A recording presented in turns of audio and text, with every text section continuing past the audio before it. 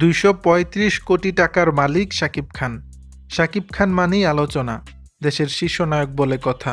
Cinema হোক কিংবা ব্যক্তিগত, শাকিব নামটাই যথেষ্ট যে কোনো আলোচনার জন্য। এবার ঈদে প্রেক্ষাগৃহে মুক্তি পেয়েছে তার নতুন সিনেমা তুফান, যা নিয়ে দর্শক আগ্রহ তুঙ্গে।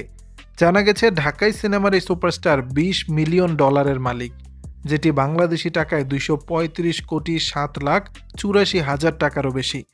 যদিও এই বিষয়ে সঠিক কোনো তথ্য পাওয়া যায়নি কোথাও, তবে সোশ্যাল মিডিয়ার এক সাইটের বরাতে এমনটাই দাবি করেছে ভারতীয় গণমাধ্যম। এছাড়াও রয়েছে তার বেশ কিছু জায়গা সম্পত্তি। সিনেমা ছাড়াও বিভিন্ন ইভেন্ট এবং বিজ্ঞাপন থেকেও বেশ ভালো টাকাই আয় করেন শাকিব। এছাড়াও নানা ব্র্যান্ডের সঙ্গেও যুক্ত তিনি। পাশাপাশি রয়েছে নিজের ব্যবসাও। শাকিব খান এখন ব্যস্ত তার সদ্য মুক্তিপ্রাপ্ত ছবি তুফান নিয়ে। ভক্তরা ধারণা করছেন সিনেমাটি ১০০ কোটির বেশি টাকা আয় করতে পারে। প্রসঙ্গত, তুফান সিনেমায় শাকিব খানের বিপরীতে অভিনয় করেছেন মাসুমা রহমান নাবিলা, মিমি চক্রবর্তী সহ আরও অনেকে। দর্শক, বিষয়টি নিয়ে আপনাদের মতামত জানাবেন নিচের কমেন্ট বক্সে।